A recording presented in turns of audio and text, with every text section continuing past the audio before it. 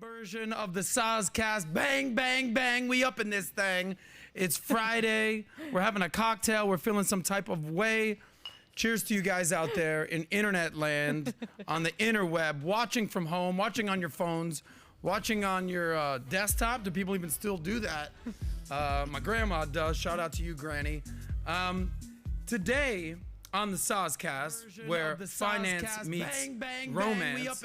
We're playing another video in the background. Don't worry about that. We're paying attention over here. Sexiest financial podcast on the planet. If you don't know, my name is Adam Sosnick. You can call me Soz. And Natalia and I are here for one reason and one reason only. We want to see you get paid, laid, and do it your way. I will drink to that because it's Friday. I'm going out after this and going to have a very lovely evening. Oh, someone's knocking on the door. Guys, let me tell you something about show business out here. You never know what's going to happen out there. We got people knocking on doors. We got videos playing over here. Angel, go ahead and help them out over there. As fired up as I am today, way to get low, son. As fired up as I am today, there's actually some serious stuff that's going on with young men these days, and I actually want to highlight some of the problems that young men are facing. So a lot of times on these episodes, we talk about dating, romance, who pays, who doesn't pay, the role of a woman, the role of a man.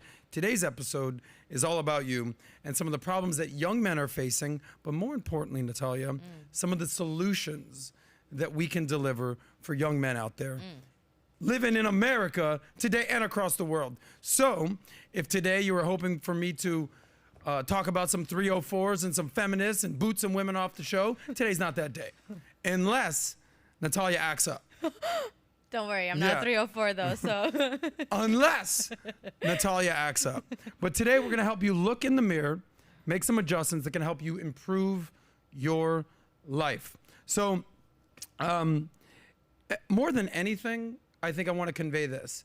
You know, you can be an authority on a subject. You can say, hey, I've done there, I've been there, I've done all that before. Listen to me, follow my advice. More importantly, I think, is understanding where people are at these days. Because wherever you're at, I promise you, I've been there. I've been broke. I got no chicks in high school. I was kind of a mess. I was more focused on sports. I wasn't balling out. I had a ton of friends though. We'll discuss about that today. But I wasn't paid. I wasn't getting laid. I was trying to do it my way, but it wasn't really working out. So if you're that person, 18, 21, 25, 30, and you're like, I'm not where I want to be in life, we've got some good news for you. Because, as we always say, what does this say right here, Nat? It says, the future looks bright. The future does look bright. Yes, and if you play your cards right, your future can look right. So we're going to talk about some of the problems, solutions, and some things that you can do to improve your life. Now, I will say this. We are a male self-improvement show. I think we want to help men get better. And in turn, by helping men get better, women will appreciate you more. And women will, in turn, get better because they'll have a better man in their life. And one of the things I always say is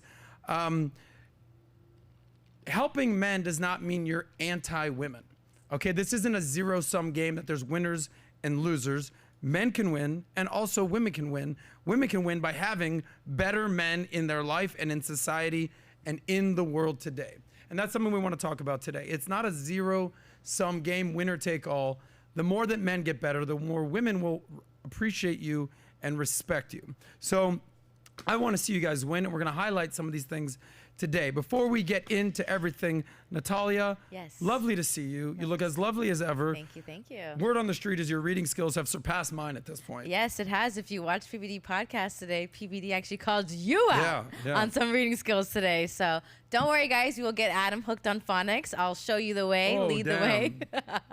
But don't worry. That's not what we're here today to do. That's rough out there. By the way, shout out. PBDPodcast was epic. Last night, live event. If you missed it. Yeah. Do not miss the next one. Yes. Do not miss the next one. Rudy Giuliani was on fire. Yes. I thought Rudy Giuliani was this guy, just delusional old man. He don't know what he's talking about. Actually, very sane. Yes. Very rational. Very funny. Made some poignant points. Very funny. He's like, I might not know what a meme is, but I know what a dick is. I'm like, all right there, Rudy. Don't bust it out on us, homie. Dave Rubin, what a stud. Great guy. Got a lot of things to say about him. Right. He sends me a lot of referrals these days, if you know what I mean. Okay. In the business and social situation. So I appreciate him. The Biz Doc was on fire. And PBD, as always, stud to the fullest. But more importantly, the crowd we had here yesterday. Awesome. Men, women. Those are pretty much the only two genders that were here. Men and women. I don't think we had anything else going on here. But they were sharp, intelligent, competent, funny, sexy. Some of the guys. Most of the women were sexy. Yes. The one dude that showed up in shorts. Don't wear shorts to an event. Yeah. Nobody's getting laid in cargo shorts. All right, Henry? It's not going to happen. Sorry, Henry. Why do that? Anyway, shout out to you guys out there today. I'll turn it over to Nat. Nat, anything you want to say? What do people need to be aware of? Yes. And I know if they don't subscribe, their mama is... not a good lady. That's true. Go ahead, Nat. Show them what you got. Let's get this thing started. Alrighty, guys. Thank you guys for joining SOSCAST. Happy SOSCAST Day on Friday. We appreciate each and every one of you watching. And, of course, make sure you guys like, comment, subscribe, share today's podcast because it's going to get real juicy. And I think what I'm most excited for is to give the actual advice to the gentlemen out there. So I'm ready to go. I want to hear what you... Ooh. That's your thing. That's my thing. Let me just... Go ahead. Save that money now. Now let's get into it. Shout out to DJ Reckless out here. Bam, bam, bam, Angel in the house. Let's get a shot on him. Go give him a little one of these, Angel. This guy DJ'd the whole event last night. Yes. If you're looking to do a wedding, bar mitzvah, graduation, quinceañera, funerals apparently have DJs these days. Stop it. Hey, no woman, no cry. We got you. Angels for hire. And shout out to Jorge out there. As always, the backbone of Valuetainment. Anyway, let's get right into it. Thank you guys for being here on the SOSCAST. Today we're going to go rapid fire and address some of the problems that young men are facing and deliver some solutions. Now I want to start off with this article by someone who's been all over the map these days. His name is Professor Scott Galloway. He's a professor at NYU. You see him all over Real Time with Bill Maher. He's on CNN. He's on any news outlet, Fox, that will have him. And he basically says what I say. To talk about male self-improvement and where men can improve does not mean that you're disparaging women. And that's something that I completely agree with and completely advocate with. But he wrote an article that is circulating the globe, circulating the internet in defense of men, essentially highlighting some of the problems that men are having today. So if you pull up that article real quick, just so we can kind of reference this. So he says, in my opinion, the most dangerous person in the world is a young man who's broke and alone. Okay? Young man, no money, not getting paid, not getting laid. Sense a theme here? Yes. Young men not getting paid, not getting laid. That's what this entire show is about. He says, quote unquote, I see a lot of young men who are failing, okay, based on a number of critical measures, including economic security, socialization, and education. We as humans have to have, crave physical and social contact. That's something that we realized during COVID is like, oh, I can't see my friends. I can't see my family. I'm not in school. I'm not out there. I'm not in clubs. I'm not in bars, except for you're in Florida. They were kind of open over here. Free state of Florida. Shout out to Ron DeSantis. Anyway, not to get political. This is something that humans need and crave. And this is paramount to our existence. Relationships are at the core of humanity. So he says we thrive on deep, meaningful bonds. Men who fail to attach to partners, careers, or communities often grow bitter and seek volatility and unrest. This is what is known as the black pill community. That's Ebonics, boy. Ebonics. But Professor Scott Galloway brings up a lot of good points. So we're going to highlight specifically some of the biggest problems that men are facing today. There's essentially 5 that I've highlighted. And I want to kind of go down the list here. And we'll go one by one. We'll break down the problem. And we'll give a solution each go around, okay? I love it. And we also got some stats, some graphs to back this thing up. Since it's not a lot of opinion-based stuff. We're going to back it up, Nat. Okay. Kind of like you do in a club I don't on the weekends. really do Stop that. it. I've seen you get low, get low. I'm the supervisor. That's for true. you. Okay, that's true. I'm out there. We'll talk about having friends. We're talking about having female friends. I love that. A lot of people don't think that you can have female friends. Highly disagree. I think that female friends send what is known as referrals. Referrals are always a good thing. So here's some of the top issues that men are facing today. And if you would, in the comments, let me know what you think some of the top issues and problems that men are facing in society today. Nat's going to be managing the chat, as she always does. She's going to be reading super chats. She's going to be following what's going on right there. If you would, just put in as few words as possible so she can basically decipher them. That was not a knock on you. Decipher them and fully understand where you are coming from. The show is all about you, your reflection on society. We're basically hearing what you're saying. We actually have some polls that we did last SOSCAST that we want to basically give back to you guys at home. So if you would, drop a comment on what you think some of the biggest issues men are facing today. With that being said, in the spirit of Dr. Scott Galloway, who basically pointed this all out, let's get into this kind of things. Number one problem, you know, they say that health is wealth. Yeah. The number one problem facing men today is health. Mental health, physical health, emotional health. COVID scared the shit out of a lot of people. Some people didn't even realize that it was that big of a deal. Was it that big of a deal? I don't know. But social media has created a lot of the mental health situations that we're seeing today as well. Here's some stats for you. Young men, higher risk of developing mental health issues like anxiety, depression, and substance abuse. On top of that, sometimes they don't even know where to go to seek help. Oftentimes it's saying you got to talk to somebody. Right. So here's some stats for you. Young men with mental health issues, here they are. Young men are 2 times more likely to overdose. They are 2 times more likely to binge drink than women. They are 3.5 times more likely to commit suicide and 9 times more likely to be incarcerated. Wow. So if you add this all up, drinking, drugs, overdosing, suicide, getting locked up, men got some fucking serious issues that they need to address in society today, okay? On top of that, physical health. Testosterone levels are down 25% in the last 20 years. So you hear today, like, men aren't men anymore. Men are the feminization of men. Men just, it ain't what they used to be. Well, the stats show that's absolutely right.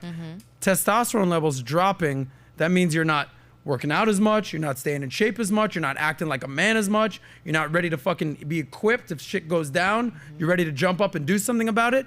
A lot of men will run toward the exits rather than run towards the fire. So, lastly, overweight, obese. Yes. Look in the mirror, ask yourself, can I do better? One of the things I always say to myself is, I believe in health, wealth, and happiness. And it's not just something that I say, it's something that I live by. I believe in the 1 through 10 score. So we've often seen like, hey, rate yourself 1 through 10, how hot are you? Do that to yourself as a man, because nobody's gonna come up to you as a man and be like, hey, how hot are you? 1 through 10, I'm an 8, I don't know, I'm a 6, nobody gives a shit about that. But what you should rate yourself on is your health, your wealth, and your happiness. I believe that happiness comes from having meaning and purpose to your life and actually doing something about it. Don't talk about it, be about it. So what I do, just a little tidbit, every week I give myself a self-diagnosis. What's my health? What's my wealth? What's my happiness at? Health, all right, cool. I played college football. I've been an athlete. I always kind of try to maintain a good, healthy lifestyle, except for on the weekend sometimes. I'll have a couple too many beers, but I'll rate myself 1 through 10. Last week I was at a 9. This week I feel like I'm at an 8. I don't know. I don't want to get to a 7. All right, let me get back in the gym this week. Constantly. At one point in my life, I found myself being 230 pounds. I've been 200 pounds for the last 15 years, but this is when I was partying in nightlife, going out every night, having a slice of pizza at the end of the night, sleeping in. All of a sudden, Fat Boy showed up, fat sauce. Okay? That extra salt in your sauce. Yeah, extra. Not a good look for me. And I had to say, all right, got to go on a low-carb lifestyle, stop drinking, stop eating sugar, start dieting, Coke no Zero. More pizza, Coke Zero instead of regular Coke, drink some water, and actually wear some skinny jeans, because I was wearing fucking Jinko baggy jeans. Was not a good look for fat sauce. Don't wear those, This is back in 2006, 2007. Fat sauce was not a good look. So you need to ask yourself, where are you on these 1 through 10 on your health? 1 through 10 on wealth as well, which we'll talk about in a second. 1 through 10 on wealth. I'm past the point where I'm worried about day to day, week to week, month to month, even year to year at this point, financially speaking. I'm thinking, where am I going to be 3 years from now? Where am I going to be 5 years from now? When I have a family with kids, where am I going to be 10 years from now? And I'm setting myself up for success. So, okay, stock market, crypto, up, down, cash, savings.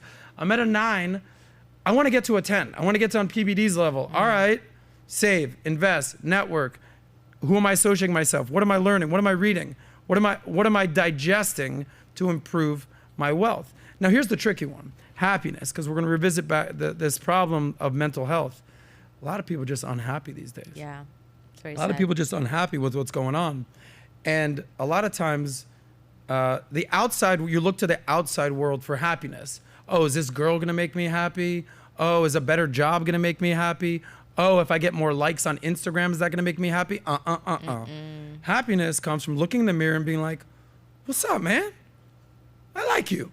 You like me? I like you too, motherfucker. All right, cool, happy. Sometimes we've all been there. I've looked in the mirror, and I look in the mirror, and I look at myself, and I'm like, you again? You? Ugh, sick of you. But we all have those problems, okay? I know you don't have that problem because you're a lovely girl. Yeah, never. But never have those problems. But these are things that you need to take account for. Health, wealth, happiness. So this biggest problem facing men today is health, and specifically mental health. Last but not least in the health category, once you lose weight, once you feel good, get a pair of clothes that just fit you well. Good advice. Just fit you well. Yes. You don't need to go to Gucci, Prada, Louis. You don't need any of this. Yeah. Go to fucking H&M, okay? Go to Zara and just Express. If you're a large, wear a large. Okay? Don't wear a medium if you're a large. Now you're wearing a medium, you're looking swole, you got a gut, it's kind of sticking out. Not a good look for you, homie. But if you're a large, don't wear a double XL. You get the baggy pants, baggy shirt. It's like, where are you hiding over there, homie? So clean it up a little bit is what I'm saying. Yes. But I know that I tend to joke about this, but mental health is a real thing. One of my best friends runs Deepak Chopra's company. Deepak Chopra is the #1 person in the world regarding mental health, wellness, yoga, meditation. This kid was dealing with anxiety, depression. He lost his brother at a young age. He found Deepak. He's a very talented guy. You know my buddy. I'll tell you about him later. And his life is completely changed. Wow. Because of his mental health. Because his mental health got better, he got happier, work got better, he meditates, he's made more money, made more connections, he socializes more, but it starts with you. Anyway, that is something that I'm a huge advocate about, is that improving your health, your physical health, your emotional health, and your mental health. If you don't do it, nobody will. Nobody's coming to save you. You have to save yourself and save that money for that matter. So I have a question. How, as a individual, when do you kind of realize your mental health is like being attacked? Because a lot of the time when people go through those mental health like downturns, is that sometimes they get so far down into like that negative space, like, you know, there comes to a point where, like, I don't know, you see people like crackheads on the road. It's like, how far do you have to get to realize you're not in a mental space? What would you say is a common like check, like, okay, I'm not in a good headspace? What is your first like your instinct that you're like, this is not right? I don't think you need to get to a crackhead homeless I'm level giving in you order to be exaggerate, but I'm saying like, but listen, where's your we meter? all deal with mental health. Every single one of us out here, okay? So I'm being very vulnerable, and I'm saying even me, I have days where you think, all right, Saz, he's got money, he's out there, he's got friends, he's got girls, he's out there, he's got his own show. There's days where I'm like, oh, dude, this thing, I don't know. Like, I'm not saying I have any sort of suicidal thought, nothing like that. But there's days where I'm like, dude, do I even want to do this anymore? Do I even want to get up and do this job anymore? Do I want to work anymore? But there's a famous phrase, this too shall pass. You ever heard that before? Yes. And I think it's so true, because sometimes all it takes is a good night's sleep, a talk with a friend, get your ass in the gym, go to the gym, kick your own ass for an hour, and talk to me about depression. This is something that I learned from Tate, because he goes, when we sat there for the 5-hour marathon podcast in Madrid 6 months ago, before he, vanished for a little bit, welcome back to the real world, my friend. He basically said depression is bullshit.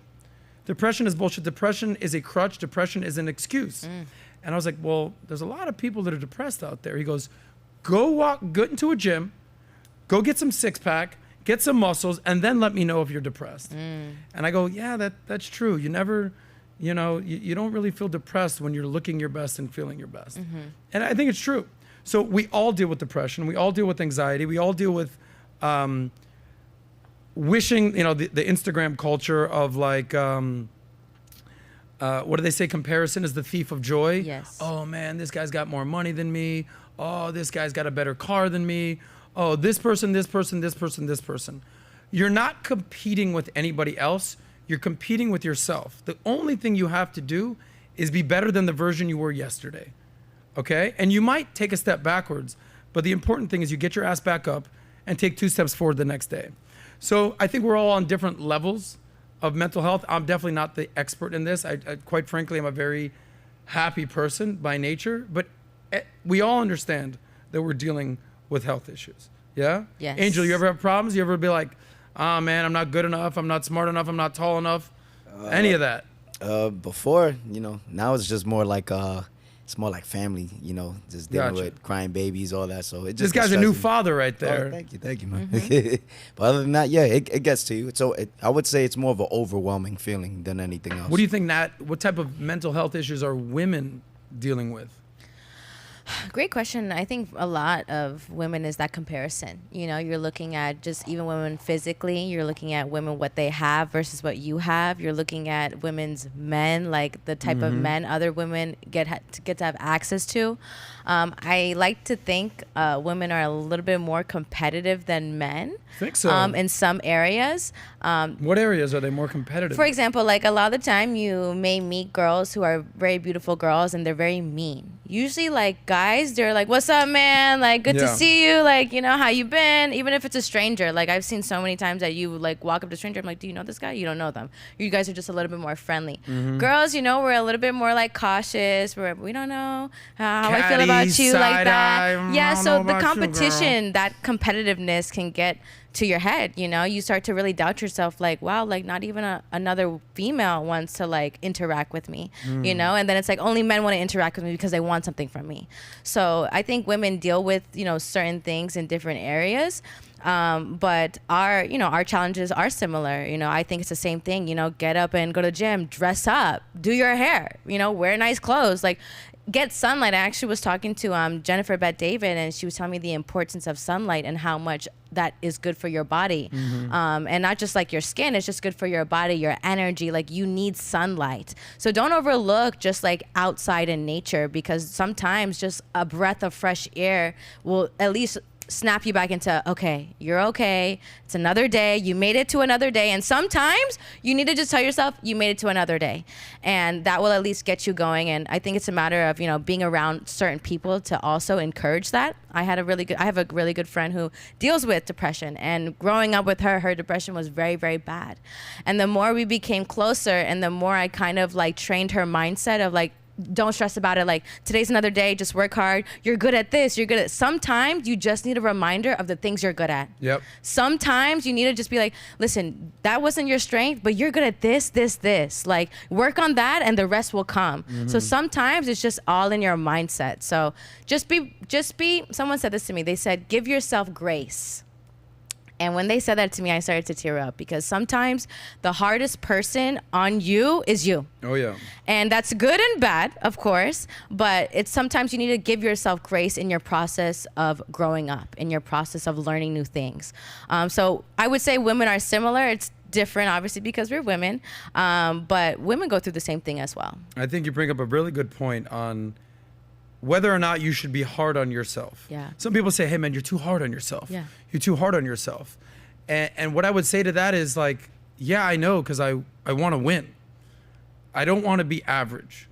My biggest fear in life is just being mediocre. Yes. Like the saddest thing in life is wasted talent. We've talked about this before.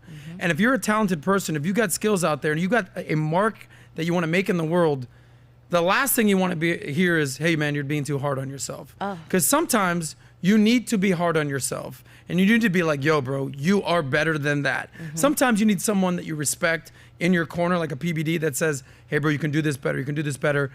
Absorb that advice, listen, take it, take that L for a second, and learn and improve. But I don't think there's anything wrong with being hard on yourself, because that means you care. The number one thing you can have in your life is what I call your give a fuck level. There's people out there that are like, yeah, I don't give a fuck, bro. I don't give a fuck. No, I don't really give a fuck. No, it's like, I give a fuck. If there's anybody that gives a fuck, it's me. So people out there is like, I don't really give a fuck. It's like, all right, show me somebody that doesn't give a fuck. That's a loser. Yep. Okay, somebody that gives a fuck, your give a fuck level, they want to win. Yeah. And you might not be winning yet, but if your give a fuck level is high enough, you will win and you will get there. And not only that, what will happen is that the people who are also in that mindset will gravitate towards you.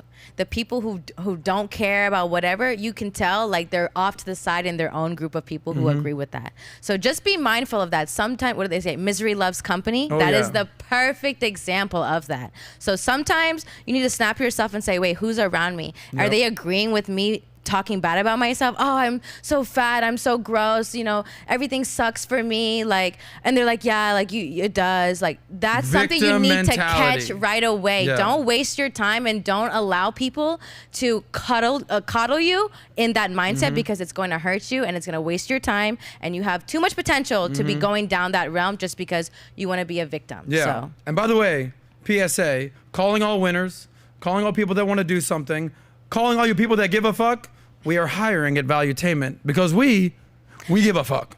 Okay. That was good. I like that. With that being said, that is one of the biggest problems that young men are facing today, and that is their mental health and also their physical health and their emotional health. Health is wealth. All right, let's go on to number 2. Yes. All right, and we'll keep it moving from here. Education. Getting smarter, getting sharper, getting more creative. It's not just about college, but that's where we'll start here. Young men without college degrees are being hit the hardest, especially in today's uncertain economic times. Men are less likely to finish their education, which could limit their opportunities and earning potential. Here's some stats for you regarding college enrollments. Back in 1970, back in my day, 60% of college attendees were men, 40% were women.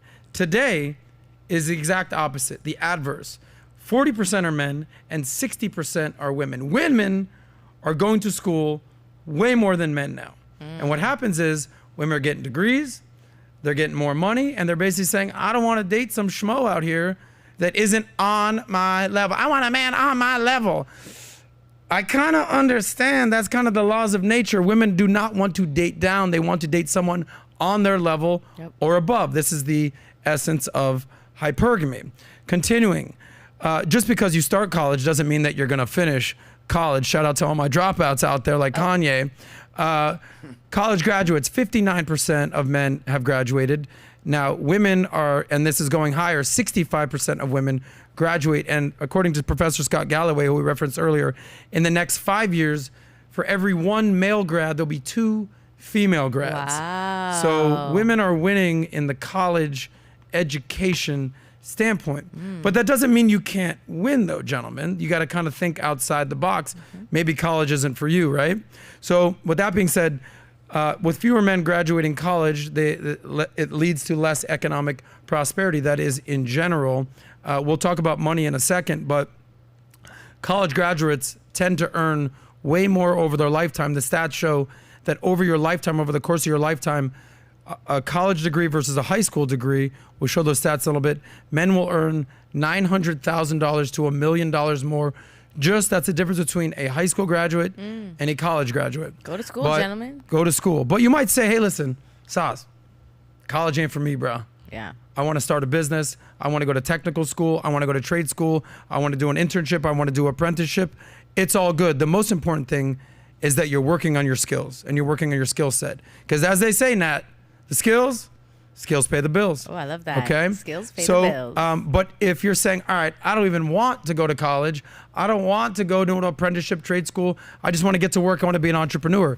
If you're an entrepreneur, plug right here, you got to go to conferences and you got to go to networking events. Yes. We do something 5 times a year here. We do the Vault every year in September. We do the business planning workshop. We do the SLS. That's coming up, by the way. Meetups, September, I believe. So if you're in Miami, people go to 10X, people go to Tony Robbins events. This is transcendent into people's life. Just because you graduated high school doesn't mean your education stops. Just because you graduated college doesn't mean your learning stops. You need to be continually learning. Yes. The world is going so fast these days. Yep. Now with the advent of AI, artificial intelligence, technology, it's like if you're not keeping up, you're going to be left behind. Yep.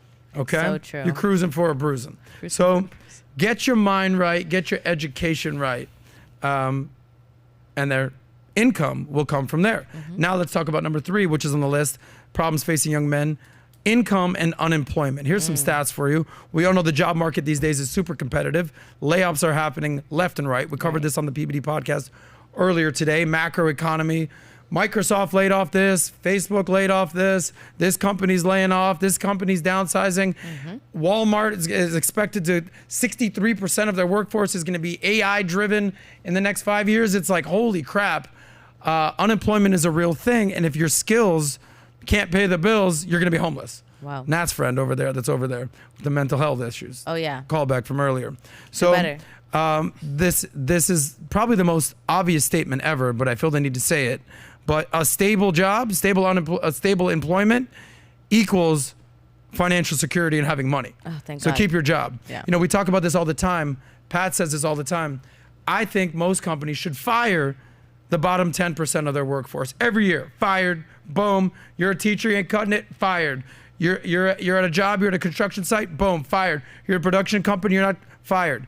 And that you weed out the people who are not thriving. Yeah. And that's something to be said there. So here's some unemployment stats for you. There's 2.75 unemployed women as of the filming of this show, but there's 3.72 million unemployed men. So almost 1 million more unemployed men today in America. Go get you a job, homie. Quickly. Okay. All right. So you have a job. You may start to make some money. That's always a good start. You obviously got to save that money. You can invest that money. Here are some money stats for you. So we have some stats from Capital One that breaks down income by age and also by education. So let's pull this up. Yeah. So if you're not where you want to be income-wise today, life is long. People say, but life is short. Life is long. People are living longer as ever. You take care of your health and your wealth, you could live to 80, 90, 100, no problem. Right. 22-year-olds, 25-year-olds. I say this all the time. If you're 20, you're going to be 25. If you're 25, you're going to be 30. If you're 30, you're going to be 40. Life is long. Play the long game. Here's the median annual earnings by age. So obviously, if you're a teenager, you're not making that much money. But if you enter the workforce, you're starting off at $15 an hour. That's 30 grand a year. Okay, you're like, life sucks. I want to make more money. Cool. That will happen in due time. By the time you're 21 to 24, you'll be, on average, we're making 35 grand a year. And the list goes up and up and up and up for men.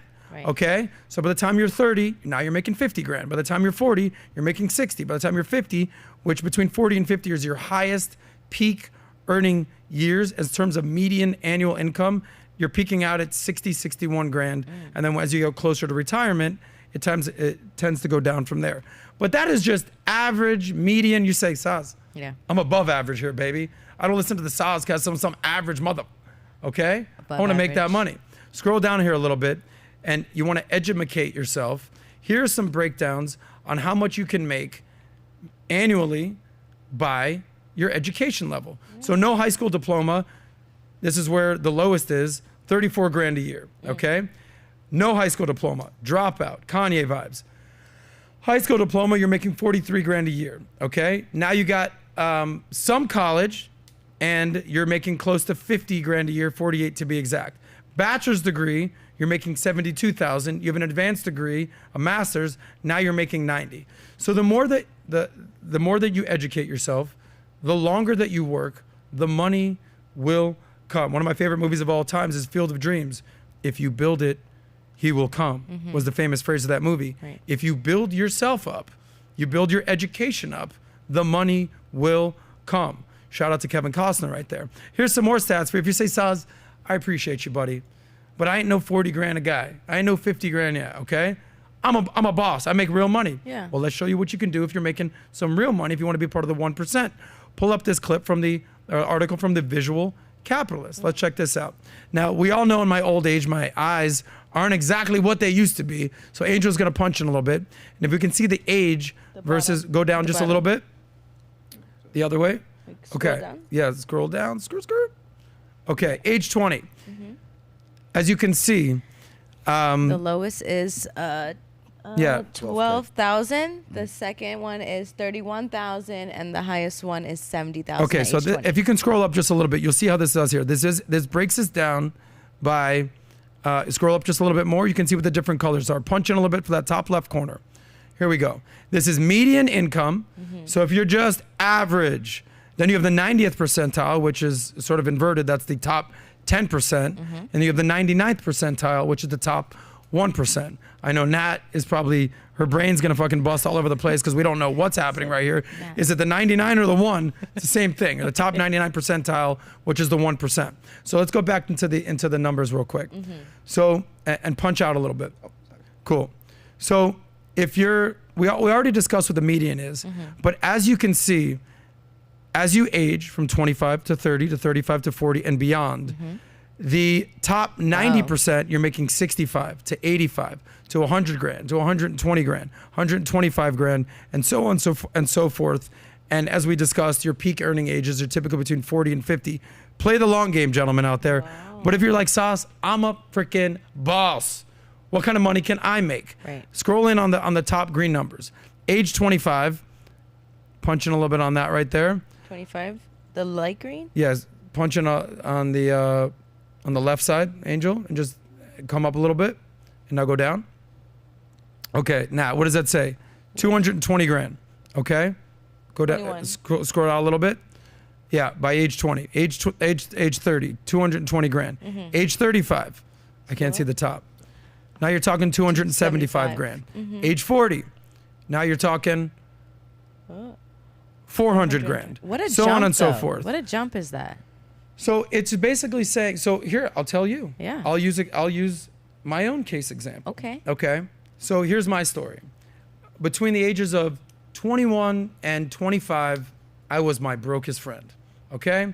I got a first job out of college. I was working in radio. I made 22 grand. Okay. I said, wow, that's better than being a broke college kid. Amazing. By the time that I was 24, 25, I was working in nightlife. I was managing hotels. I was doing stand-up comedy.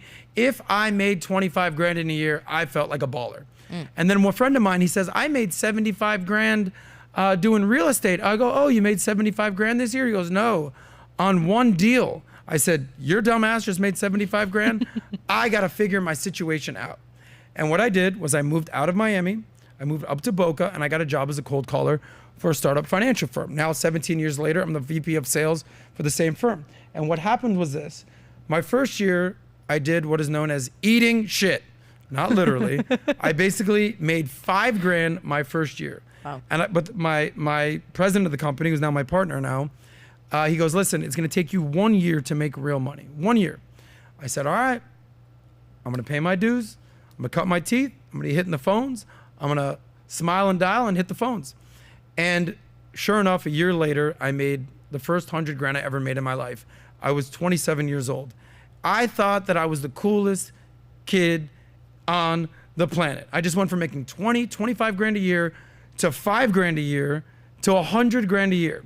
But it didn't stop there, because with compound interest, with experience, money will grow over time, because your skill set will grow over time, because you study your craft, you become a student of the game. Right. And all of a sudden, I went from making 100 to 200.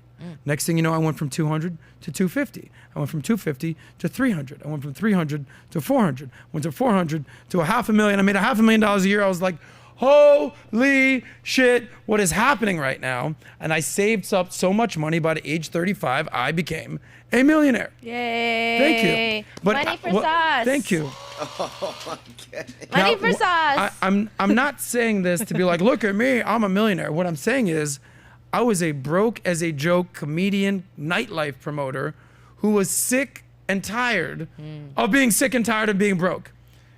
Because being that dude that's crashing on your friends' couches is cool when you're 22, 23, It's not 24. cool. It's not that cool. It's never cool. But it's certainly cool by the time you're 30. Okay? Yeah. And I had to make a decision in my life to sacrifice getting out of Miami, moving up to Boca. It's a freaking Century Village out here with the gray-haired people. Yeah. Oh. Well, hey, what? I got a little gray now. Ooh. But I had to make a sacrifice. And I had to sacrifice all my friends, the lifestyle, South Beach, the partying, the clubs, the women, the fun in the sun, and say, I got to go bust my ass and become something. And then what happens is, next thing you know, you become something. You develop a reputation, and you have a skill set. They say that the riches are in the niches. I developed a niche. and I was known for something. Okay? And that's what I encourage anyone out there to do. Have a profession, have a skill set, be known for something. When I say something, be known for one thing. There's so many people I know out there in Miami that's like, hey man, you should come to my club this weekend. Also, do you want to invest in my crypto fund? Yeah. Also, if you need a realtor, I got you. By the way, I also am a captain of a yacht. By the way, if you need someone to design your home and decor, I'm your guy. It's like, pick a path, motherfucker. It's like, because what happens is, when they go, oh, that's Adam over there. What does he do? Oh, he's a financial advisor. He only works with high net individuals. If you're interested in learning about stocks and bonds, that's your guy. Boom. Versus, oh, that's Dustin over there. What does he do? It's like, I think he's like a captain of a boat, but he's also a DJ. But I also think he likes Dogecoin a lot. And also, I don't actually know what he does. Yeah. He actually sold me drugs last week. Shout out to Dustin. That's the guy. Thank you. So you need to be known for something. And the reason I tell you this is this. If this broke ass party boy South Beach guy can figure it out, so can you.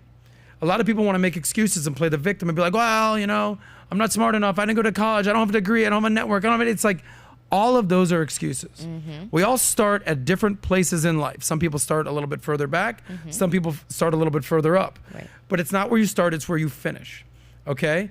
So I would encourage all of you to take a look at where you're at now, make a game plan of where you want to be next year, 3 years from now, 5 years from now. For me, everyone has a catalyst or an aha moment. The aha moment for me was crashing on my friend's couch, sleeping there, where my dickhead friend said he made 75 grand on one deal. I'm like, if this schmuck can do it, I can do it. So sometimes you need that motivation, okay? So save that money is all I'm trying to say. So, but if those graphs show you anything, it's that good things take time. And you're not gonna get rich overnight. And that those that do typically lose it. I think 3 out of 4 lottery winners go broke within like 3 years. Some ridiculous thing. Yeah. How many crypto millionaires that were living high off the hog are now basically crashing on their friends' couches now? So I say this all the time. I don't want to get rich quick. I want to build wealth slow. And if you see those graphs, it's like stairs. Yeah. Okay? You need to take the stairs up for success, because if you don't take the stairs up, you'll be taking the elevator down the hard way. Okay? I have a question for you. We've heard your story, and thank you for sharing your story as well. For the gentlemen out there who don't really know what they want to do, but they say they're crashing on their friend's couch right now, and they don't have a career path at the moment, right? They didn't go to school. What would you say would be a good place for them to put themselves in a position to kind of get that snap out of it? Here's what I would say. You start wide. I can only speak from experience here. Because a lot of people will be like, these are the 10 keys to success. It's like, well, did you do that? Right. Well, so what are you talking about? Here's what I did. I started wide, okay? I said, all right, what do I want to do with my life? Okay? Well, okay, I was going to go to law school, but it turns out I can't read so good, so I ain't going to law school. Well, I can't read hard words that good, so you know that. Nat, shout out to you. I was like, all right, law school ain't for me. I basically was taking my LSATs, looked around the room, freaked out. I'm like, all right, this is not for me, not a lawyer. Can't stand the sight of blood, don't want that in my life, unless I'm on the basketball court, get a little cut. All right, I'm not becoming a doctor. All right, I got to figure out something in sales. All right, what am I going to do in sales? I did radio sales. I did real estate sales. I was trying to do medical sales. I know I want to do something in sales. So you start wide, and then you start eliminating things. All right, I don't want to do that. I don't want to do that. I don't want to do that. All right, I can see myself doing this. Let me at least get into the general field that I want to be in. And for me, that field was sales. Now, I don't know what the hell I was going to be selling. So I started off selling radio. They say if you can sell air, you can sell anything, right? So here I am selling airtime. Hey, you want to be on air? Now, the thought of selling airtime now, radio time, is like laughable. Who listens to the radio these days, other than mi abuela? But the thing is, find the field at least you want to be in. Because if you're in a typical field, or if you have a skill set, it's easy to transition to, all right, I was doing real estate sales, but that wasn't for me. All right, so financial sales. Cool, got it. But if you're all the way here doing real estate, or you're doing mortgages, and you're like, I actually want to go to law school, or actually I want to be an engineer, you got to do a complete 180 with your life. And if you're 20, if you're 25, if you're 30, you can start over careers no problem. But starting over at 40, starting over at 45, starting over at 50, that's no good. That's no good. No good. So that's what I would say to you, is start eliminating the things you definitely don't want to do, because who the hell knows what they want to do in life? Exactly. Why would you know? So start with eliminating what you don't want to do, okay? Same thing for women, by the way. Yes. All right, what type of woman are you looking for? I don't know, just hot and that likes me. That's always a good start. All right, I don't like girls with tattoos. Eliminated. Okay, I don't like short girls. Eliminated. I actually don't like blondes all that much because they're whatever.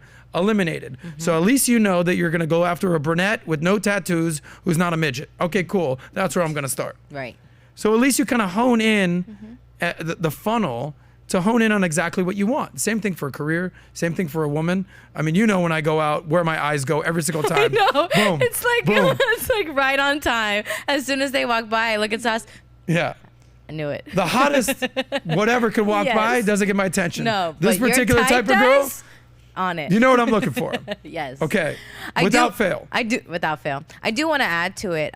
Even if you haven't really experienced like a career path to find out those skills, think about skills that you were good at even when you were younger, right? Were you good at talking to people? Were you good at handiwork? Were you good at teamwork advice? Were you looked at more of a captain in like group situations?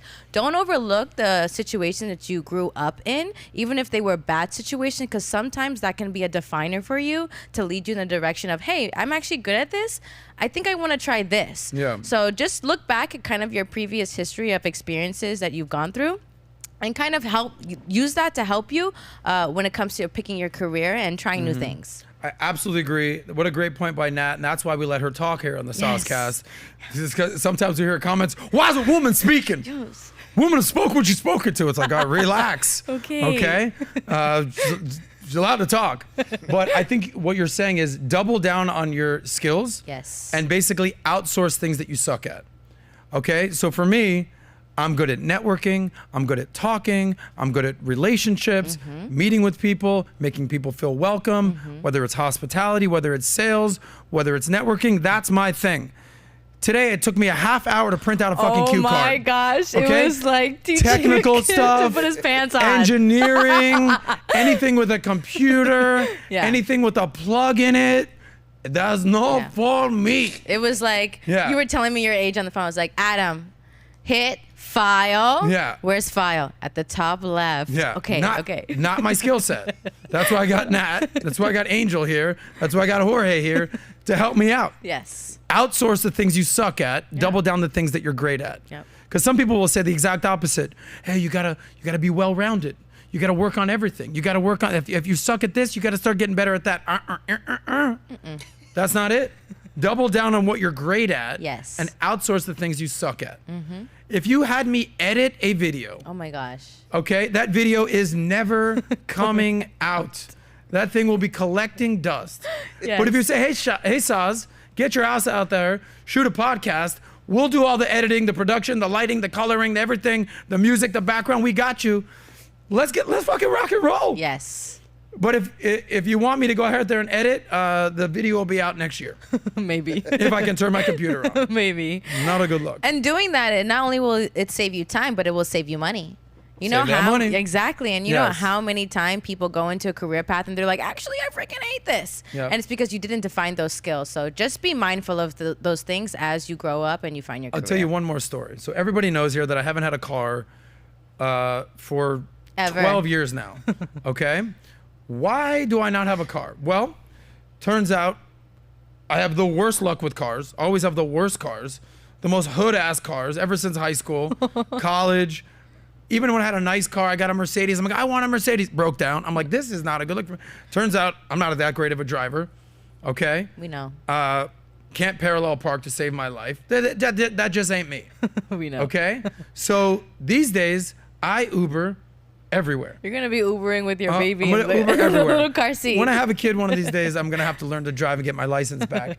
Plus, if you go out in South Beach, you know, there's likely you're gonna have a Dewey. You don't need a DUI in your life. So people think I'm crazy. A Dewey, yeah. I know. People think I'm crazy that I'm Ubering up and down from Miami to Fort Lauderdale. But here's what I'll tell you. let's say it's a $40, $50 ride from Miami to Fort Lauderdale. Okay. So that means I have 45 minutes to an hour to work. Right. Okay. So if you do the math, which I've done a million times, I make more in an hour. I make more than $50 an hour. Okay. So by the way, a little fun fact, the way to figure out how much you make a year is to take how much you make in an hour and just double it. So $50 an hour times 2, 100 grand a year. Oh. I know you're not a mathematician. That's 50 easy math. times 2, 100 grand a year. So I make way more than 100 grand a year. So I say, is $50 an hour worth it to me? What can I do if I'm driving and I'm fucking weaving with traffic and getting road rage and at red lights stop and I'm honking at the guy? It's like I could just sit in the back seat of an Uber or Lyft and just do my work, prepare for podcasts, send out emails, make phone calls, and there's a better ROI for me to not be driving. Right. Okay? So again, play to your strengths, eliminate your weaknesses. Play to my strengths, working, preparing, talking on the phone, doing emails, podcast prep, learning, researching. Eliminate my weakness, driving. And everyone's safety. The world is a better place with Sosnick behind the wheel. I agree. Said your driver. I'm a philanthropist, okay? I'm giving back to society by not having a fucking psychopath on the road, okay? I'm texting, I'm driving, I'm doing this, I'm talking this. Not a good look for me. So double down on your strengths, eliminate your weaknesses. Yes. Okay. We're fired up over here on the SOSCAST. Yes. Thank you guys for being with us today. Again, like I said today, this episode is about male self-improvement, and I'm telling stories about my life that can help you. We're not getting into some of the red pill stuff and the masculine stuff and the manosphere stuff.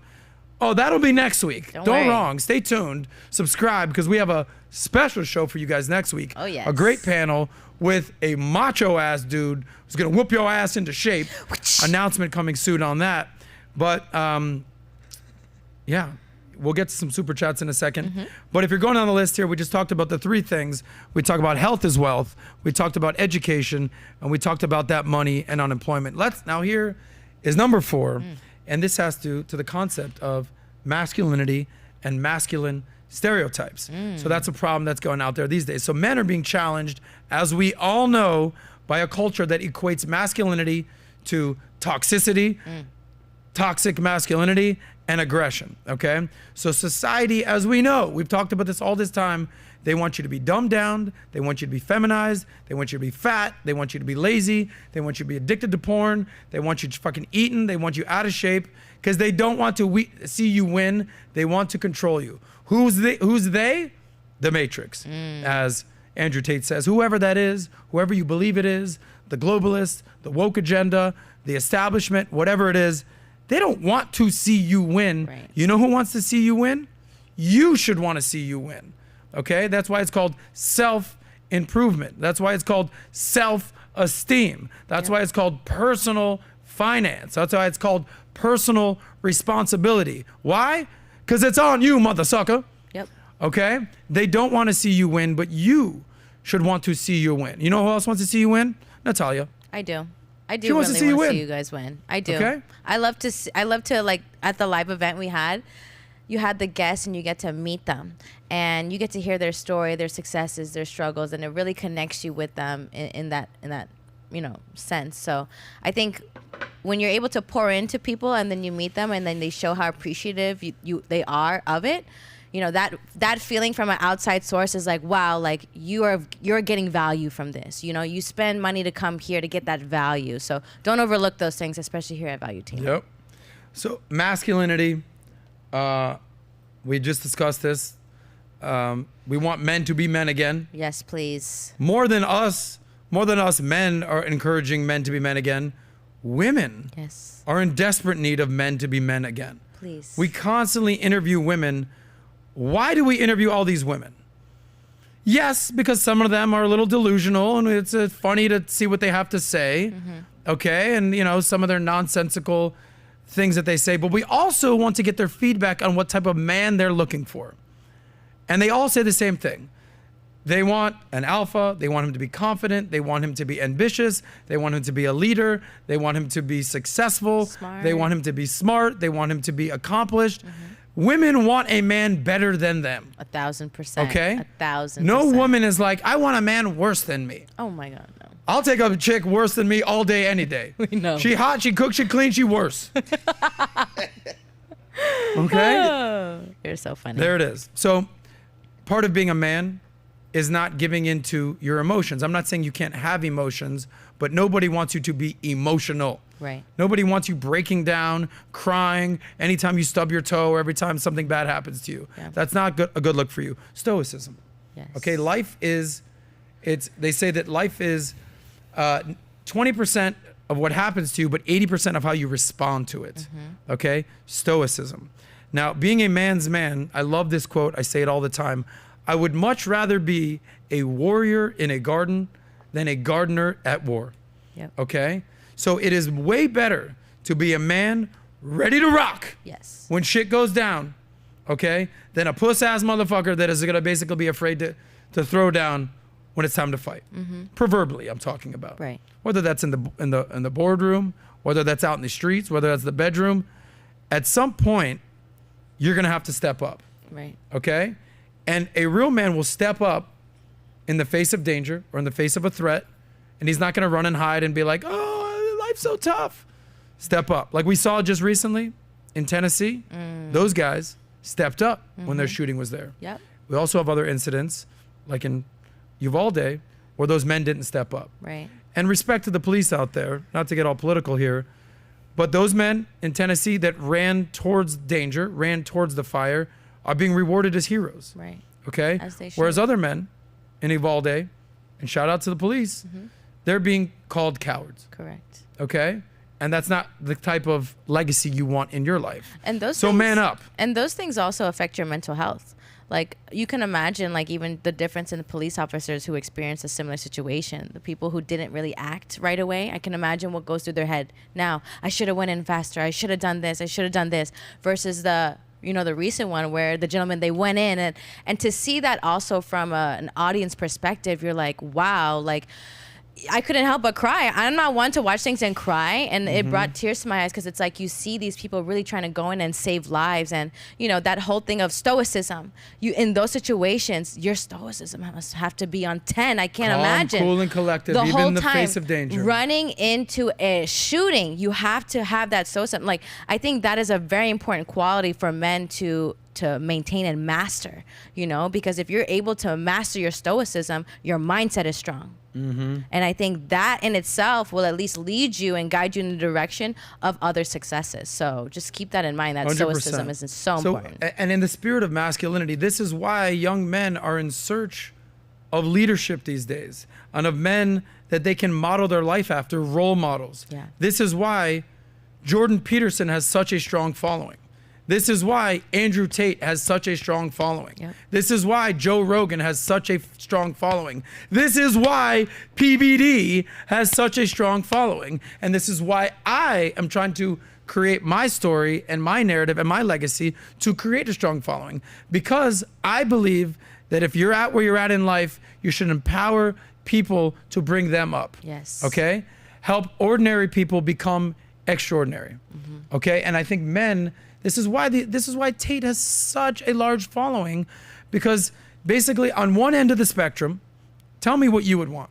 On one end of the spectrum, in terms of masculinity and leadership and role models, you have Andrew Tate. And on the complete other end of the spectrum, you have this guy Dylan Mulvaney. Oh my gosh. All right. Okay? Don't even finish. This Tate. man, woman, child, whatever Tate. it is. I picked Tate. Okay. So who do you want? An alpha man who's going to show up for you, or this bitch boy out here doing fucking cartwheels In skirts. and he's there for you, girl? It's such a this is a cataclysm of what is happening right now. Yes. It's like you have option A or you have option B. And I get that it's not a binary choice. There's a huge thing in It's between. more like A and Z. Okay, that's true. A and T. Z. At the end. Yes, like complete I know. end. But T for no. We're gonna give him Trent. Z. Okay. But this is why so many young men are gravitating towards Tate, and why so many young men and women are like, what is that? What is this? Yes. This is nonsense. Yes. Here you have a man who's like, dude, I bust my ass, I worked my ass off, I became a kickboxer champion, became a millionaire, I got chicks galore, life's good, made my money. And then you have this girl boy over here basically saying, taste the color of the rainbow, it's fucking Starburst time. And the Bud Light. Okay. It's obnoxious. And this is basically what young men can look at today and be like, I'll take option A, Please. TATE. Please. Okay? But whether it's TATE, whether it's Jordan Peterson, whether it's PBD, these are the role models that you should be looking at. Yeah. Not these confused individuals. Yes. About to go off right now, but let me Sorry. just hone this thing in and practice a little bit of stoicism. And not let my emotions get the best of me. What the fuck? These motherfuckers. No. There it is. There yes. it is. Anyway, shout out to you masculine men out there. Yes, we appreciate you. Who are warriors in a garden, not gardeners at war. Okay. Last but not least, number 5 on this list, and then we'll do some super chats and we'll open this thing up and then we'll get into the next topic. And these are, again, the problems facing young men today. And to me, this may very well be the biggest problem that young men are facing today. And that is the problem of social isolation. And this was exacerbated to such a degree during COVID that the numbers pre-COVID versus post-COVID have been inflated big time. Okay, so social media a lot of the times has created a culture of disconnection. Okay, disaffected, disconnected, and just alone people sitting by themselves. And it's making a challenge for young men to develop actual, meaningful, real relationships. Okay, and that to me is the essence of life. Relationships are the essence of life. Okay, here's some stats for you guys out there to understand just how alone young men are. Okay, back in the 90s, 55% of men had 6 or more close friends. Not yet. Today, only 27. So in the 1990s, when I was growing up, dude, I don't collect cars, I don't collect toys, I don't collect stamps, I don't collect any of that. I collect friends. I like friends. I'm a social creature. But in the 90s, 55% of men had 6 or more friends. Today, only 27%. Here's some more stats for you. Angel, pull this up. Back in the 90s, punch in a little bit, talk about the decline in friendship. Percentage of those who report, let me see at the top, percentage of those who report having the following number of close friends. You can scroll down now. Okay, in 1990, keep going down, they said, who has less than 3 close friends? So if you have less than 3 close friends, you qualified for this poll. In 1990, 16% of men had less than 3 close friends. Okay? So 16%. Today, skyrocketed to 32%. Wow. Okay? Young men lack friends. Okay? We are social creatures. We need to interact with others. 2021, this is during COVID, 32% of men had less than 3 close friends. Now, if you can move over to the left a little bit, here are the percentage of people who have 0 close friends. In 1990, it was 3%. Basically non-existent. You're telling me you don't have any close friends? 0? 3% of people. Today, after COVID, 2021, 2022, at the time this report came out, Survey Center of American Life, 12% of young men have no friends. No friends. Wow. You know, they say no new friends, no new friends, no new friends. That's only applicable if you actually have friends already. Fair enough. Fair enough. But you can't say no new friends, no new friends, no new friends if you don't have any old friends. Tell them. I don't know. I think this is it. Also, but here, a couple more stats and then we'll get it. By the way, if you're looking for a job, 85% of jobs are filled through networking and referrals.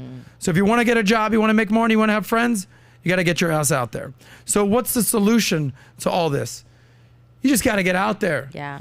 You got to get off your couch. You got to get out of your bedroom. You got to put the fucking phone down, except if you're watching the SOSCAST at Valuetainment.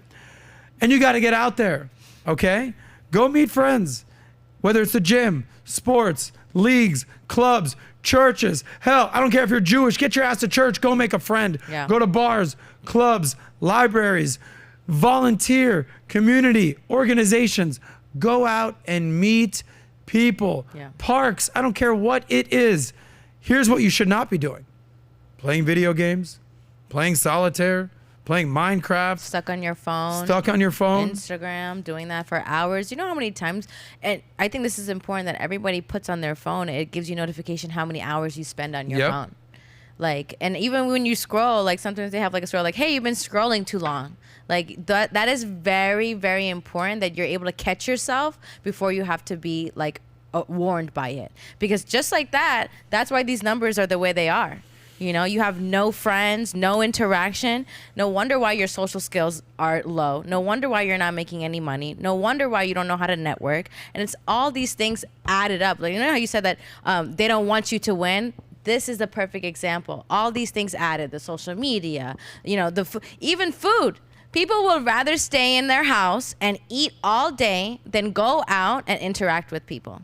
And it's like, how much are you going to put yourself under to make it harder for you to work your way into success? So just be mindful, like catch yourself in those moments of wanting to have those bad habits, because you don't want to end up like these stats, right? I think a big thing we need to work on today is those social skills, because that is going to be the next level of the world. And social skill is not, oh, I messaged them on Instagram and I'm connecting through this social media, because that is only a layer of it. If you can't communicate in person, you are missing out on so much opportunity. So just be mindful of that next time you're scrolling on your phone, you're cooped up in your house. Go outside, get some fresh air, go for a walk. Go outside and say hello to somebody. Literally. How you doing? How you doing? Like, those little things make such a difference in your day. So just catch yourself before you end up like these stats. I'll say a couple more things. Go out there, make some friends, go out on some dates. Yeah. I'm not talking about on Tinder. I'm not talking about, swiping. I'm not talking about sliding in the DM. Go out there and approach a woman. Yes. You know what you can also do? Go have some sex. Oh. Yeah. Yeah. Go out there, interact, meet a woman, go have sex with that woman. I would say, like, you can maybe, like, go dance with them. No. I wouldn't say, like... Go out on dates. Yeah. Get your ass out there. We're going to talk about some stats on sex and getting out there. Yeah. But, by the way, I'm not even being joking. You know what it's okay to have? So a man should have some male friends. Yeah. Okay, show me a man without any male friends. I'll show you a man who fucking got some major problems going on in his life. Yeah. Also, show me a woman with no female friends. Like, I know a girl, she's like, oh, yeah, I don't have any girlfriends. I'm only friends with guys. Okay, that girl's getting fucked by a bunch of dudes. Yeah. Or you don't have any girlfriends? Yeah. Or you're a guy, you have no guy friends? Or what's happening right now? Or she's probably in the brink of a little bit of a depression. I don't know what it is. Because either if she's not getting banged by men, then she's not getting no attention by anybody. So.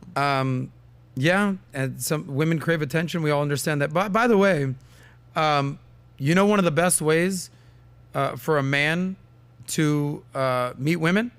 What? Having female friends. Having female friends. Girls begets girls. You ever heard that? Girls what? Begets girls. Begets enables you to find more girls. Oh, yeah. Okay? Big so time. I go and Natalia, every time I'm with Nat, I meet a couple other girls. The ladies come. Oh, they look at me. They look at him. They say, okay. Okay, hey, homie. Sos. How you doing? Yes, Sos. But listen, I worked in nightlife forever. You think I'm just rolling to the club with all my homies? No. One or two homies at most. Ladies. And a bevy of women. Yeah. And the women who look at you from across the bar, they're like, oh, that guy's pretty cool. He's got some girls. They're more attracted to you. I'll tell you what a girl is not comfortable doing. Going with her and her girlfriend to a table of dudes. Yes. Just solo status. Look at these 6 dudes out here. Come on in, ladies. I feel like they're like not a good look. Like so there's always an argument. Can a guy be friends with women? Yes. You should be. And what you do to these women, you put them in the friend zone. Yes. You just got friend zoned. Michael Sartain says that all the time. Yeah. Shout out to Michael Sartain in Access Vegas. See you soon, buddy. But yes, girls begets girls. Okay? Make some friends out there. So instead of sitting home and watching Friends, go out and make some friends. So I know we're being kind of jokey over here, but I'll tell you when having friends is actually the best feeling in the world. The best feeling in the world was this. A couple years ago, I had to bury my father. It was my father's funeral. And if you've ever had lost a parent, I pray that your parents go before you. The worst thing that ever would happen as a parent burying their child. But I had to bury my father. And at my father's funeral, I didn't have one friend there. I didn't have 5 friends there. I didn't have 10 friends there. Dozens of my friends showed up. Wow. Lifelong friends that I hadn't seen in years, 2 years, 5 years, 10 years, 30 years. Wow. Showed up. Brother, so good to see you. Oh my God, bro. Oh my God. The best feeling in the world is knowing that I had friends that actually cared about me and my family and our well-being. Wow. And these friendships last a lifetime. I say this all the time. I'm still best friends with all the kids I went to elementary school with, middle school with, high school, college, post-college, work, social media friends. Like, friends. Now, you can't have a million best friends. You can only have a few best friends, right. Okay? Close circle, inner circle, maybe 3, maybe 5, maybe 10 at the most, best friends. Yeah. But you can have a network of friends galore. Yeah. And in times of need, your friends show up. And that's important. This past weekend, I went to a friend's father's funeral. And all the guys that showed up to my dad's funeral were at this guy's funeral. Wow. And I made a joke. I'm like, guys, I'm kind of sick of seeing you guys only at funerals here, lighten up the mood a bit. But that's true. Imagine if, God forbid, something happens and your father passes away and your mother passes away and no friends show up. Yeah. Who has your back? You know, my mom would always say, you know, in order to have a friend, you need to be a friend. And I was like, okay, Mom, thank you. But it's so true. Yes. Okay, treat others the way you want to be treated. And I treat my friends wonderfully, and in turn, they show up for me. Right. So, friendships, relationships, that is the key to life. Go make yourself some friends out there. Yes. Okay? And also through friendships, you also get to go through life experiences without you necessarily having to go through life experiences. And I think sometimes you need that in your life so you don't make certain mistakes. That's why you have mentors. That's why you have your parents. So they kind of guide you like, listen, I made that decision. I wouldn't make that decision again just because X, Y, and Z happened. So don't think of, because a lot of times I think today people think like, oh, friends are toxic, like they don't want the best for you. But a lot of the time, if you meet good people and you keep them around, they can have good interest for you, and they'll teach you things that you won't have to experience in life because they went through it. And I think that will save you a lot of heartbreak. It'll save you a lot of money. It'll save you a lot of struggle. So just don't shun away people that you meet because they can offer you a lot of things without you knowing it. Not a girl. Yeah. Instead of sitting home and watching Friends, go make some friends. Let's lighten the mood for a second here. We just went from funeral and Friends. Let's pull up some funny memes that kind of basically can help us transition a little bit right now. Okay. Tell me if you've seen these memes. So there's a big difference between basically our parents' generation and our generation, okay? So the boomers out there and the Gen Xers versus the millennials and the Gen Z. But I think these are so funny and so telling of where we're at as a society today. So tell me if you've seen these funny ass memes, okay? Let's pull the first one up. So here, this is so true. My parents at age 25, hey, we should start saving for retirement. What do we want, for IRA or 401k? And then us, me at age 25, scroll down. So if I go to sleep now, that means I won't have to pay for food, right? This is where we're at right now. So it's like, yes, if I just go to sleep, I just wake up and have breakfast. I don't need to pay for dinner. Yeah. Exactly. I won't be hungry if I'm sleeping. Okay. If you save that money, you have a 401k or Roth IRA, you won't have to worry about, should I go to bed hungry tonight? Anyway, I think that's hilarious. Let's go to the next one. It says, here's my parents at age 29. Let's have a baby. Yes. Me, yes. Me at age 29. I think I'll get a cat. All right, I don't think that meme is really anything that we need. This is sauce. Shout out to my cats out there. 2 cats later? Yeah, 2 cats later. Love my damn cats. PBD, we're having dinner last night before the show. Yeah. Dave Rubin, Rudy Giuliani, me, Mario, BizDoc. Epic. And this is what I mean, by the way, talk about developing thick skin, not having thin skin. Rudy Giuliani is telling a story about he cleaned up the streets of New York. I've cleaned up the streets of New York when I was mayor. The homeless, prostitutes, mafia, the streets were ridiculous, okay? I cleaned up the streets of New York. And Pat goes, yeah, you know what? Adam cleaned up his cat's litter last night. Rudy's like, oh, you got cats? I'm like, yeah. He's like, all right, I'm on to you, buddy. So here I am. Pat's just throwing me under the bus here. Okay? You let them talk about miso and mochi? I said, Mayor Giuliani, with all due respect, there's a reason that the lion is the king of the jungle and the hyenas are not. Okay? Cats. Okay? Now, I'm not anti-dog. I'm not even fucking pro-cats. I just like my cats. Meow. Ask me what other people's cats I like. Ask me. What other people's I don't know. I don't know any other fucking cats. I just like my cats. Okay. Meow. Okay. There it is. Anyway, go get yourself a 401k. Go get yourself a Roth IRA. Some cats. And if you travel a lot like me, don't get a dog. Get a cat. The craziest thing I've ever seen. This is my problem with dogs. If you want me to go here right now for a second. Go here. This is why I got cats. Well, my ex-girlfriend got the cats, but I co-signed on this. Well, number one, we got 2 cats because we went to get one. She wanted a dog. I said, I travel too much for a dog. Yeah. Can't take care of a dog. We'll get a cat. All right, fine, we'll get a cat. We go to the pound, go to the shelter. Next thing you know, it's a buy one, get one free on cats. No. Homeless ass cats. Call me a Jew, call me a sucker for a BOGO, buy one, get one free. Buy Take one 'em. cat, get another for free, double cat. But here's the reason I don't like dogs or people with dogs. I'll never forget the story of my life. We're on a yacht, middle of the ocean, Miami. Yeah. Having the time of our lives, partying. My boy's birthday, 40th birthday. Champagne, sushi, girls galore. One of the girls, it's sunset, around 7:30 at night. She goes, hey, are we going back anytime soon? We're all like, we're going to stay for the sunset. And, you know, we're out here. She goes, well, I have to go walk my dog. I was like, what? We're going to be out here for like at least another hour. She's like, oh, but I have to go walk my dog. I'm like, we're having the time of our lives. And you think we give 2 shits about fucking Fido right now? He used to pee. I don't, like, you should have planned ahead or got a cat. Pee-pee pad. But I go, do you actually think we're turning the ship around right now to go walk your dog? Did you? Hell no. Oh, poor dog. So if you go home to a disaster, that's on you, baby. We're not going to make a disaster out of our time here out on a yacht, balling out in the middle of fucking South Beach, the ocean, because you forgot to walk your dog. See, I've I would be that traveled girl. for a day. I was just in DC last week. I'm going to Vegas next week. I'm going to Dallas. I leave for 3 days. I don't think once about my cats. Who feeds them? The automatic food fucking dispenser. Who changes their litter? The automatic litter changer guy.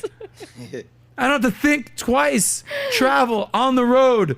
I'm not in the middle of the ocean worried about who's walking fucking the puppy. It's okay, but take care of your got me pets, on one guys. right now. Take care of your pets. Make sure you take them to potty. I'm not trying to get canceled by Greenpeace right now, but this is why I don't have a goddamn dog. Meow. Okay. Speaking about not having a dog, speaking of not having a cat, let's talk into some of the reasons why men are not having ladies these days. Oh. Okay? Because before you get a girlfriend, you kind of got to improve yourself. But here are some shocking stats about just how single men are. Actually, what inspired this, we did some polls last week on the SOSCAST, if we can pull those up. Okay? Now, Shamari, our good buddy out there that runs all these polls, he's basically sent me some of these results. Pull up these polls if you can, Angel. So here was the first poll. What is your relationship status? You had it. Punch in a little bit. Married in or a committed relationship. The percentage was 36%. Dating 1, 2, or 3 people. people, aka vetting. I fall into that category. 16%. Sleeping around your hoe phase, quite low. Good. 8%. But what took the cake at almost 40%, super single, all about that Pornhub life. Just sitting home on your phone, alone, beating it. Beating cheeks. Yeah, I feel you guys. But at some point, you're going to have to get out there. Yeah. Let's go to the next stat. Next poll. Here's the question. Are modern men suffering in silence due to a lack of intimacy and emotional connection? 90% yes. Men are lonelier than ever. This isn't a joke. Yeah. Pull that up one more time. This isn't a joke. Men are struggling out there. Right. The whole purpose of this episode is because I saw some of these stats, with the exception of the married guys out there, a lot of people are lonely. A lot of people want a woman in their life. And a lot of people don't know how to get these women. Okay? At the end of the day, it comes down to male self-improvement. The whole tagline of this show is getting paid, getting laid, and doing it your way. All right? And if 90% of men are saying that they're lonelier than ever, we need to do something about it. Because there's a whole slew of women looking for good men. The problem is, you might not be one of those good men. But the catch is, you can be. That's the whole premise here, is that men can improve. Men are born as a blank slate, okay? And it's on you to get cooler, better, faster, stronger, wealthier, sexier, stronger, mightier, tightier, funnier, wealthier, better, handsomer, better looking, better jokes, better dad jokes, all the above. Better hair, better facial grooming, dress better. It's on you. As a man, you can do all those things, okay? And start somewhere. Maybe it's making more money. Yeah. Maybe it's in the gym. Maybe it's dressing better. Maybe it's using Manscaped and cleaning it up a little bit. Shout out to Manscaped. Shout out. Okay? Maybe it's not wearing extra baggy clothes, or maybe it's not wearing extra skinny clothes. Maybe it's wearing clothes that fit you. I don't know. You can improve. That's what this whole thing is about, is that men are born as a blank slate. And as I've said before, you start as a red light. It's your job to get to a yellow light and turn into a green light. That's in terms of status. That's in terms of money. That's in terms of wealth. That's in terms of everything that you got going in life. As a man, you are not given shit. Nobody's like, hey, hot dude, come get into the bar for free. There's no man's night at the club. No. There's definitely a ladies' night. Yep. Okay? Hey, you're a cool guy. Let me give you a job. No, send a fucking resume, homie. Yep. Okay?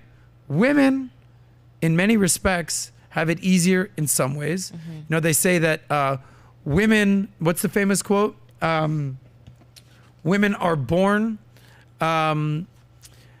women simply are, men must become. Yeah. Okay? So you have to become something. Nobody's going to give you a free handout, unless it's the government with a stimmy check, which never works out well. Right. So as a man, you must become. Women, sometimes, like a pretty girl like Natalia, hey, you want to come to the VIP section? Sure. Why? Why am I invited? No reason. Just because you're a chick. Yeah. But even in other ways, too, just like daily stuff, like people will let me go in front of them in the line, you know? I may be offered a position at a job just because I look better than someone else. So, and it's not a bad thing. A lot of the time, like, people want to look down upon those things like, oh, you know, women just get everything that they want. And it's not a bad thing. Sometimes you want to use that to your advantage to create a better life for you. So don't necessarily think just because you're a woman and you do have advantages being a woman, it's a bad thing. So men must become. Yes. Anyway, here's some more stats. If we can pull up this article, there's some shocking stats about just how single men are, okay? This is from the New York Post. They actually did a write-up on some research that the Pew Research Institute did. Pull up these stats. So 6 out of 10 young men are single, and here are some of the disturbing reasons why. Scroll down a little bit. Here's some stats for you guys right now. In the U.S., between 18 and 29 who say they are single, 60, go down a little bit. No, we're going to look at the stats. Gotcha. Keep going. Keep going. just scroll down. Okay. Yeah. In 2019, 51% of men were single, 32% of women. Okay, by the way, what age group is that? If you can just scroll up just a little bit, Angel. This is between 18 and 29. So 30 and under crowd, okay? Half of all men were single. A third of all women were single. Fast forward to 2022. That has gone the wrong way for men. Wow. Men under 30, 2 out of 3 men are single. Got no girl, just staying at home on their phone, jerking off. Wow. I assume. Okay? Whereas the number of single women has basically stayed stagnant. Wow, yeah. Why? Okay, scroll down even more. But I wonder if this is like dating the opposite sex or not. Well, 90% of people date the opposite sex, maybe even 95%. But yeah, so it is. But it's just single. Right. So, all right. So overall, U.S. adults who say they are single. This is overall 32% and 28%. We just discovered the fact that men under 30, 2 out of 3 of you guys are single. All right? Whereas 1 out of 3 women are single. But here, this is why I tell you men, you need to play the long game. Women simply are, men must become. Because here's what happens as you age, as you get your shit together, make more money, carve your path in life, and improve. All of a sudden, by age 30, you find yourself a woman. Yeah. Okay? And the number plummets from 63% of men down to 25% of men. Basically what happens is a man gets his shit together and he becomes more attractive to women. Okay? So then you have men ages 30 to 49. A quarter of men are now single. It was 2/3 of men just a couple years before that. And at that point, most women or men are getting married. Okay? Now, some people, they don't get married. They don't have kids. That's it. Their legacy ceases to exist. Their genes don't go on. Now, here's what happened. This is very interesting. As men and women age, this is 50 plus now, it's basically even. 28% of men, 30% of women, okay, are single. But here's something very weird for you men out there. As you get older, and this is fast forwarding to the future, the numbers start to flip. Right. Men will begin to partner up, and 75% will not be single, 25% will, whereas as much as 40% of women will be single. The chicks that don't get wifed up, the chicks that don't find a man, the feminists out there, or the chicks that divorce and have kids and can't marry again, will then remain single. So what's my message here? You might be single as fuck right now. You might got no woman in your life right now. But if you play your cards right, and you improve, and you get better, and you work out, you hit the gym, you make money, you take care of yourself, you dress better, you learn game, you develop your personality, you develop a skill set, and you become the total package, you will now be very high in demand as a man.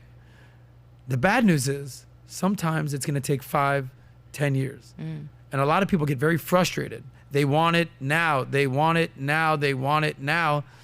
Sometimes that chick don't want you now. I can't tell you guys how many girls I wanted when I was 18. Right. I wanted Nicole. I wanted Lisa. I wanted Amy. They wanted nothing to do with your boy Sos here. Right. Fast forward, 35 years old. I see these girls. Oh, hey, Adam, you look so good. Oh, I heard about you. I wouldn't give you the time of day now, Lisa. Not happening. I'm going to go take that 25-year-old over there that I would much rather be with rather than your old ass that's basically coming back to me 20 years later trying to say that I'm right for you now. No. Supply and demand. Fair enough. But would you say, can we pull that chart up again? Don't you think that's a little alarming to see like that gap of a difference between the 18 and 29? Like all the rest of them are not too far off, but like that one's a little alarming, wouldn't you say? And I understand that men, that is their time that they're getting it together and they're doing those things. But what would your take be? I have one answer for you. Here we go. Go ahead. Here it is. Let me get it. It's called hypergamy. Women do not want to date down. Okay? So women want to date up. Okay? So they want a man who has got more money than them, that is more successful than them, that has a nicer car than them, that has a nicer house than them, that has a better network than them, has an entire checklist of things. And that's not going to happen when you're at the same age at age 24. Fair enough. Because the 24-year-old girl is going to want the 32-year-old guy. Okay? And that is the reason why young men are single. Because I've experienced this. Okay? Girls that I wanted when I was 18, I could not get. By the time I was 30, 35, there's no chance that I would want that girl at that point. Right. She had already been run through. She's already been in multiple relationships. Want no part of that.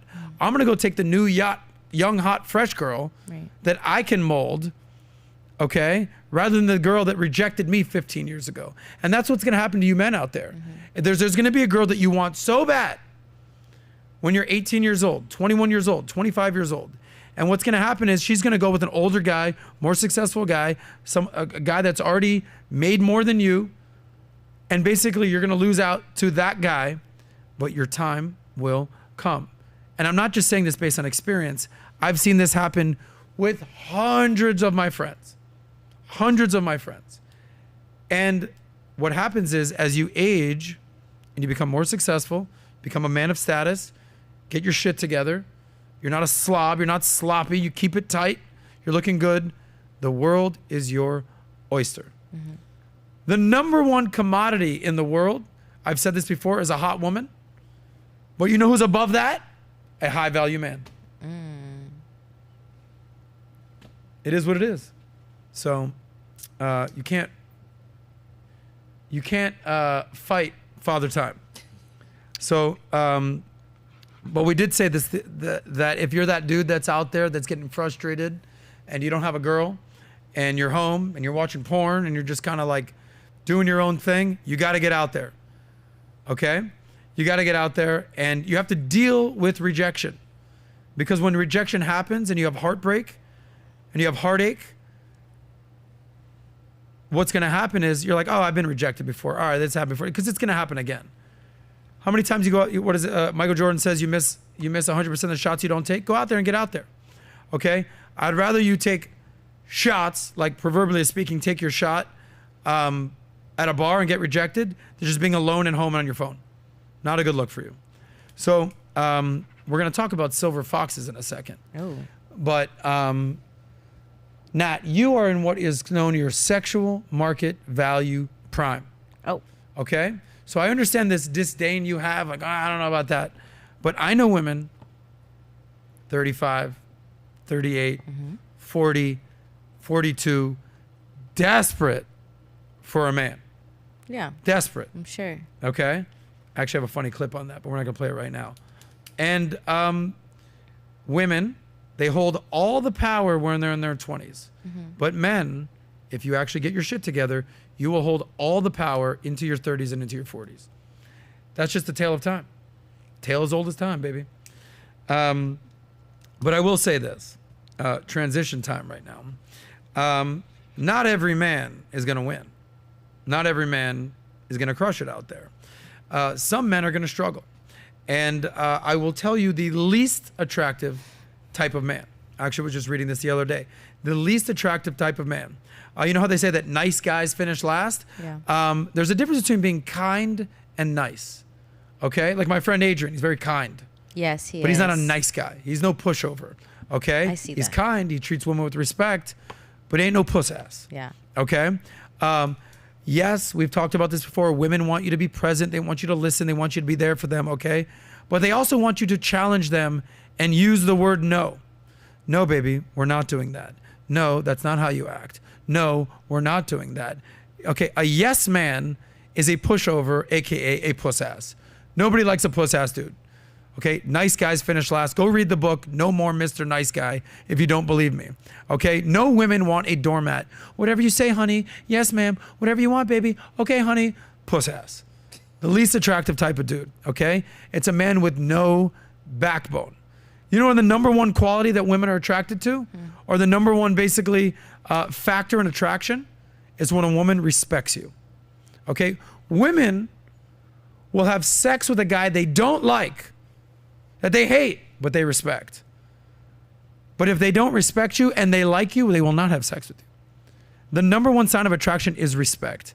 And you get respect by not being a pushover, not being a yes boy, not being a puss ass. Right. Okay? You have to have courage. You have to be brave. You have to have self-respect. You need to grow some balls and you need to man up. And if you do so, women will respect you. Go ahead, woman. Tell me why I'm wrong.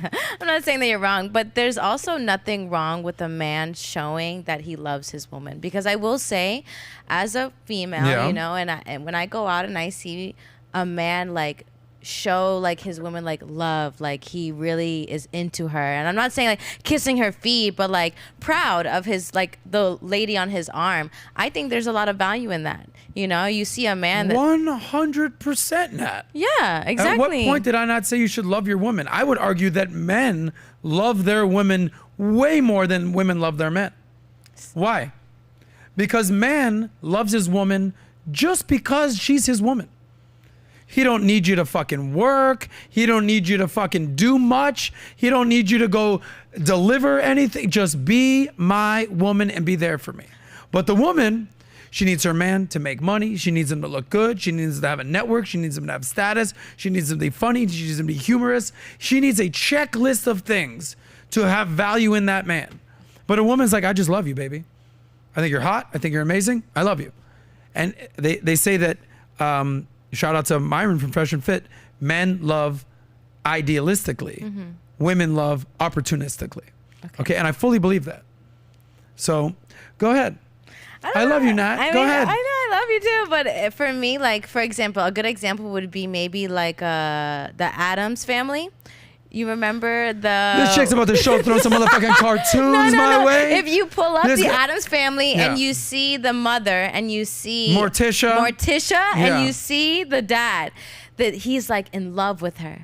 And when I see that, you see a man that will go that extra mile to take care of his... You're fucking referencing a cartoon TV show. But listen this is to what you got? Saying. You are delusional, woman. Listen to what I'm saying. Delusional. Listen to what I'm saying, though. Yes, because go ahead. As a woman, Tell when me you all about see Cousin that... It and fucking... But listen, when you see a man behave in that way, to me, that's a man that's very confident and he doesn't care what people think. I'm going to show that I love my woman in front of everybody and I don't have to worry about what anybody's saying because I love my woman. So don't also like deviate from a man showing that type of adoration for his woman, because sometimes you can get that from the message that you're giving, because a lot of the time, like, you know, when you see, you know, she just wants a man to do this and have this money and have this and that, and it's like, don't also shy away from showing appreciation to your lady. And that's not just by opening the door, and it's not just by telling her you look beautiful.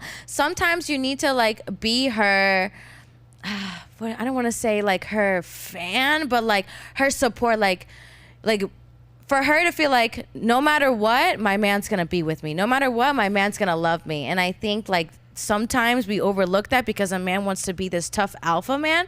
But when you see an alpha man, like, sit back and adore his lady, like, as a woman, I'm like, man, like, what a man. I'm like, you are sitting here adoring your prize. And I love that. I think that's something that is sometimes overlooked when it comes to like being this alpha man. Because just like the Addams Family, Morticia, you see that she loves her husband. She may be a little bossy, a little sassy, but he loves her.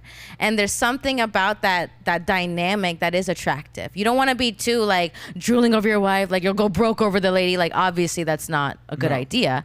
But there's something about showing that love and affection to your woman that is very attractive. So don't overlook those things when it comes to dating and, you know, being married. Because sometimes you need that in this world of like negativity and hard times. At the end of the day, when you pick a partner, that's who you pick to do life with. So, you know, and I think that's fair both ways. I think you make up some valid points. And I think that a man should pour into his woman. Yes. And I think that, you know, listen, men and women want different things. Men crave respect.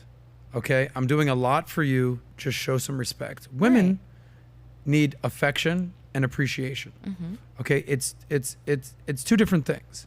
Well, we all want respect. Like I wouldn't disrespect my woman, but a man just needs respect. Right. Okay, a woman needs to feel loved. She needs to feel catered to. Right. Affection. Men are from Mars. Women are from Venus. We have totally different things. Right. So I fully advocate that a man needs to love his woman. I would argue that that's the fucking reason he keeps her around, is because he loves her for her. That's it. Not for what she's bringing to the table. Okay. He just loves her because she's beautiful on the inside and the outside, and she's there. He loves his woman. But don't get me started on the checklist that a woman has, prerequisites that a woman needs to hit in order to love her man. Right. Hey, baby, I just lost my job. I'm broke, and I gained 50 pounds, and I need you to love me. The fuck out of here. It's your famous saying. It's saying that you love. If you want a girl to submit, you gotta commit. You said that. Yeah. Yes. Very important. No, I'll commit if you submit. Exactly. Okay. I submit that you don't know what the hell you talking about. No, I know what I'm talking about. You're good. Anyway, before we wrap up here, yes, we're wrapping up for the day. Thank you guys for being part of the SOSCAST. The Friday episode of the SOSCAST where Soz and Nat react. Now, Nat and I are catching a little beef these days. Yeah. I don't know. It's the beginning of the month, Oh. And it's April. Aha. So you know April, it's Taurus season. See, that's what happened, guys. We forget. Here I am, just doing a show, just trying to deliver value and some tainment to the audience. Me too. And Nat trying to do the same thing, but the difference is, it ain't that time of the month for me. Stop. It's April. It's Easter. Today's Good Friday. Jesus died today. Oh, that's where you're going with this? All right. I thought it was something. Angel, what'd you say? I know what you were thinking. Something else too. Yeah, well, We're not gonna get into that men on the are rational, SOSCAST. women are emotional, men are from Mars, women are from Venus. Yes. Because whether it's now or in a week or two, it's gonna be that time of the month, and she's gonna act all pouty and. You're embarrassing me. Okay, sorry. Sorry about that. Okay, let's get into it a little bit now. Let's deviate. Funny little story here that we'll have right now, and then we'll wrap up. Okay, so this is something that you inspired me because you saw some pictures of me. Can you say that one more time? You inspired me, Nat.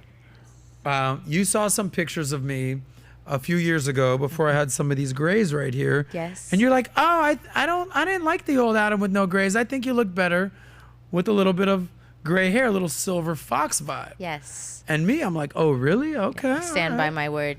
Yeah? Yes. So you like the silver fox vibe. So I Yes. said, all right, if you started to have some gray hair, would I feel the same? Okay? I don't know. So what I want to do is break down the difference between a silver fox and what is known as a silver vixen. And we're going to do, you know how they say, show, don't tell? So I'm not just going to tell you about these silver foxes. I'm going to show you. We all know that a silver fox is typically an older, attractive, handsome man with a little salt and pepper going on, right? In the beard and in his hair. So I'm going to show you some images of some silver foxes out there, and you let me know your thoughts on these men. So shout out to the silver foxes out there. Let's pull up some of these images out there, and you tell me, are these guys attractive? Is this a good look or not? Go ahead. Okay, punch in a little bit. We'll start with the tops. Okay. So we got George Clooney out there, silver fox. We got this gentleman over here, silver fox. Got this dude out here. How are these men looking to you? They are looking. I can't. You can speak into the mic. Go ahead. They're Keep scrolling good. down. They're looking good. They're looking like gentlemen. They're aging Pierce well. Brosnan. Keep going. Scroll down. Let's see a bunch of these silver foxes. So is this a good look for men? These silver foxes. Yeah, it's a good look. Okay, this is a good look. Yeah, Okay. Could like you see that. yourself dating a man with grays going on? Yeah, but I also think men are getting gray hair earlier now. All right. So. But is this a good look for men? Yeah, I don't see anything wrong with it. Okay. So these types of men are actually in high demand. I would say that women are super attracted to these types of guys. You just told me I look better with a little silver going on here. Right. Salt and pepper. Okay. Let's just keep going down. Okay. Now we're doing some commercials for that. But we all know that this tends to be somewhat attractive for men. Right. Now the question is it equally as attractive for women? Okay. There he is right there. Dr. McDreamy out there. The left. Yep. Homie right there. Okay. So is it equally as attractive for women? So pull up these other images. And there's an article out here by the Elder Guru. You know it's not a good sign when it's called Elder Guru. They're basically saying that old age looks great on a woman. And they're using the term silver vixen. So we're going to scroll down and we're going to see how many of these women that I am attracted to. Scroll down. You got Jamie Lee Curtis. You got Meryl Streep. These are not even your type. Okay, you got Helen Mirren. Keep scrolling down here. Okay, Silver Fox. Keep going down. Keep going down. All right, Jamie Lee Curtis. Punch in. Andy McDowell. Okay. Keep going. Stacey London. Glenn Close. All right. Judi Dench. Helen Mirren. All right. Diane Keaton. All right. Meryl Streep. They're very feminine. Okay. I think that's a really important strength. I think. So the question is, do these ladies, these silver-haired vixen, have the same amount of sex appeal as these silver foxes? Maybe not the same amount, but they do have sex appeal. They do. You think Yes. You think those women have sex appeal? Those women were very feminine women. Okay. I think today you find, especially younger women, they're a little bit more on the masculine side. So women like this, you know, yes, they're a little bit older. Yes, they have more life experience. And I think they even communicate in a softer way. Like, I think as women age, they become more feminine just by default. You know, you become a little bit more frail, a little more quiet. So I think those women are beautiful. Yes, I think they're attractive. But I think there's an audience for them. Do you think they have the same sexual market value as those men we were talking about earlier?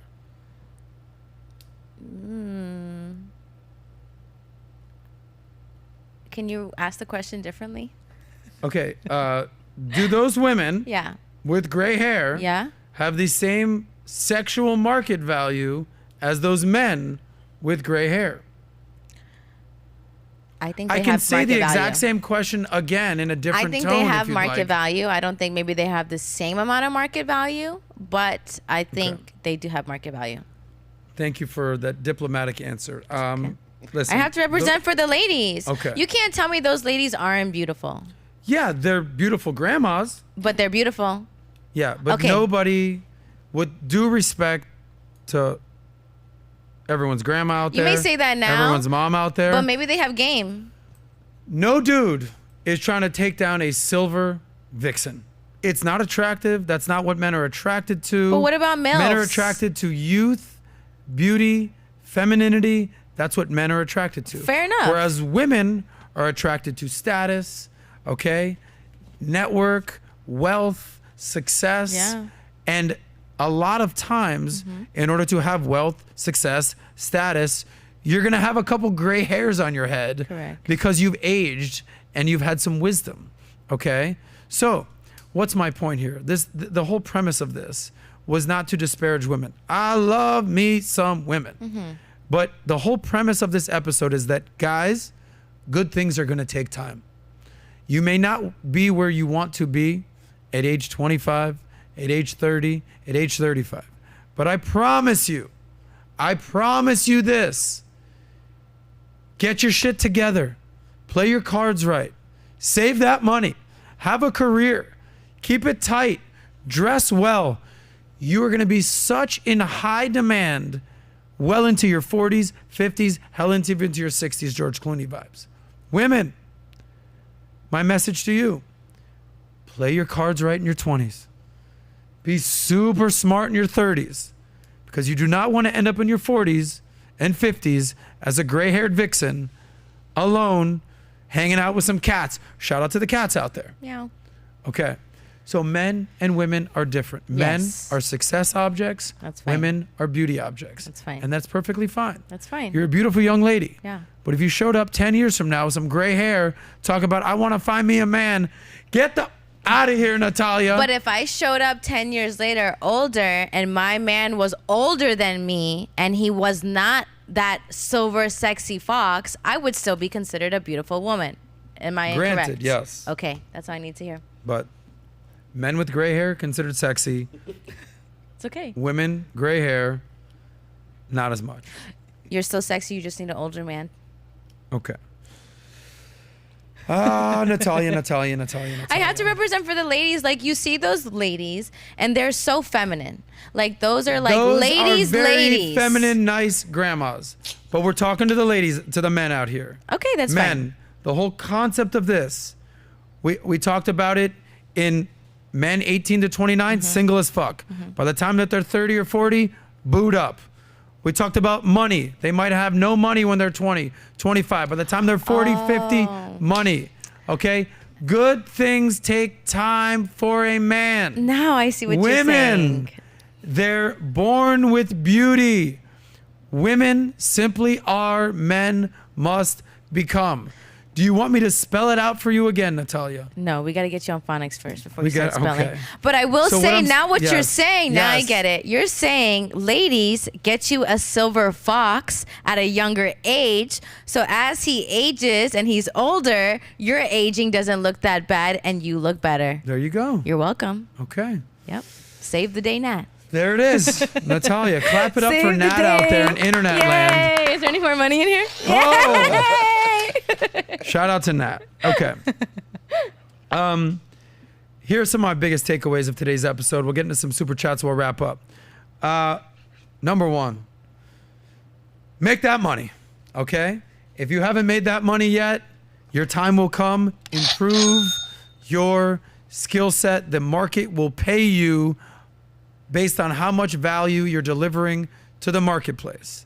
Okay, we live in America, and last I checked, we're still in a capitalist society. Thank God. It's now easier to make more money than ever. Develop your skill set, people will pay you. Be the best version of yourself, whether you're the best producer, best engineer, best doctor, best lawyer, best insurance salesman, best realtor. Be the best version of yourself, okay? And good things will come. And when you make that money, save that money. Number two, health is wealth. Yes. Mental, physical, emotional, okay? Get super strong physically, get super strong mentally, stoic vibes, and then emotionally, don't waver and succumb to emotions, okay? I say this all the time.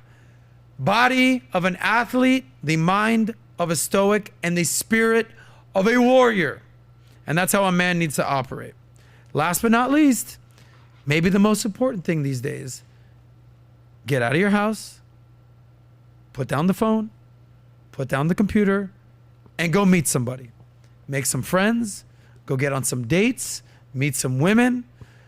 Get your ass out there and meet some people. Relationships are the foundation of society and of life. You need to man up and get out there and go make some friends. Okay? Natalia, my friend, I'm glad I met you. Me too. Long story short, success is not determined today. It's not tomorrow. It's all about long-term success. Pay your dues, success will come. That's what I got for you guys today. Natalia Del Valle. Yes. We have any super chats before we wrap up? Yes. Let me read them. We only have a few. First super chat, we just said from Scotty B, showing some love. We appreciate you, Scotty B.